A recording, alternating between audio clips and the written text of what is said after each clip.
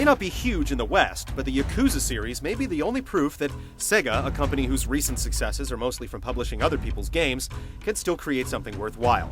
Yakuza 3 once again brings a gangster storyline and classic beat-em-up action together with open world and RPG elements. The result is a uniquely Japanese video game with a lot to offer.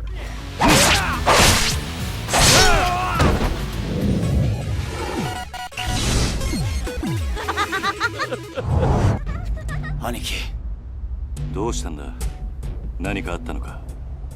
You may not have heard of him, but Kazuma Kiryu is one of the toughest dudes in video games today. Whether it's a personal beef, a power struggle between gangs, or an international conspiracy, odds are he can put things right with his fists. Despite being affiliated with a criminal organization, Kazuma is definitely one of the good guys. Players new to the series may be surprised to find him running an orphanage from the very start of the game, but you soon find out that this guy deals out life lessons and savage beatings in more or less equal measure.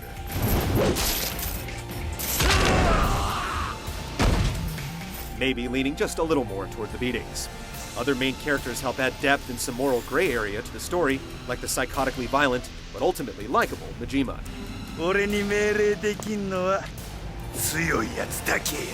The plot goes for a bit of everything, with scenes that range from heartwarming to melodramatic to hard-edged. It's a bit of a weird mix, but the longer you're immersed in its world, the more engaging it gets. You'll occasionally have to digest an encyclopedia's worth of exposition at once, but you'll also get the chance to get to know the large cast of characters, which ultimately makes it worth your while to see the game through to the end. くそ、どれだけ数がいるんだ。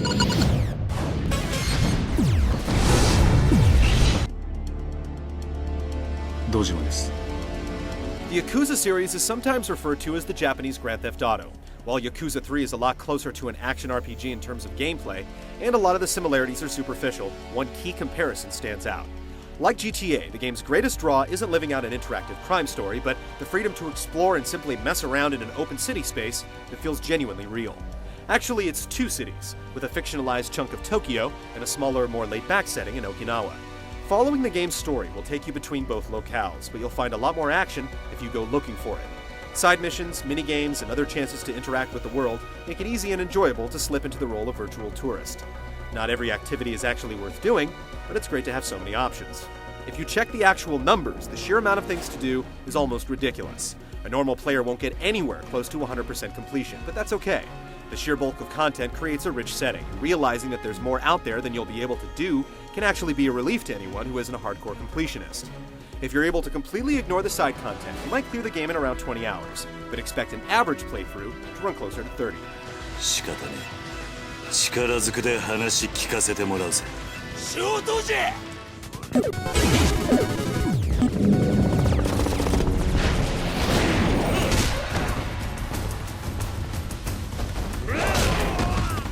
In densely populated urban centers, it just doesn't make much sense to drive a car.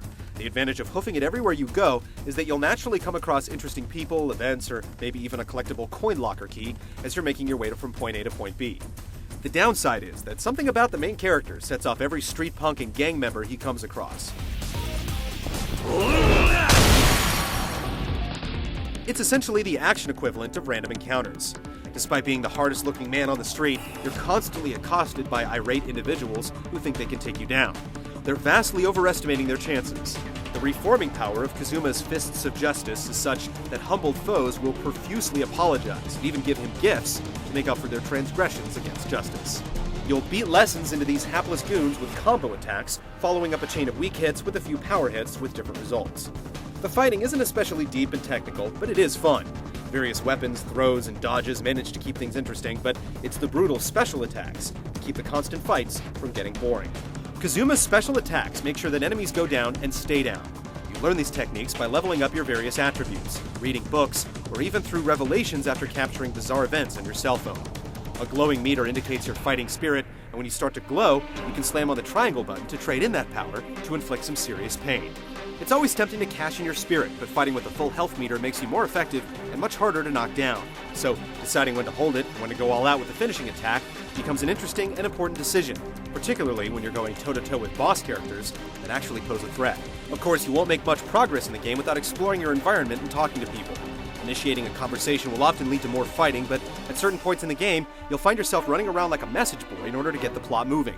Things drag from time to time, but if you suffer through the talking heads and copious orphan drama, you'll always be rewarded with a more interesting development. あどういうことや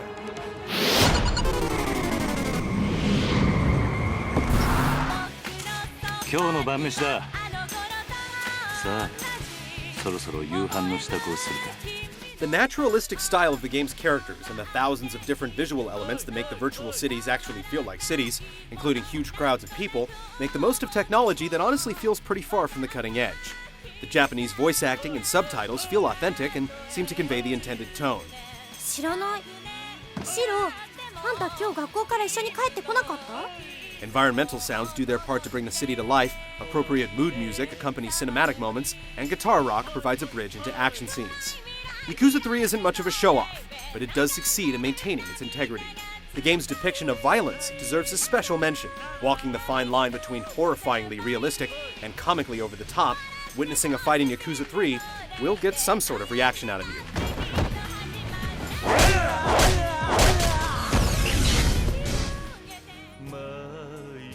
Yakuza 3 brings together enough different gameplay styles that it's more or less pointless to assign it to one particular genre.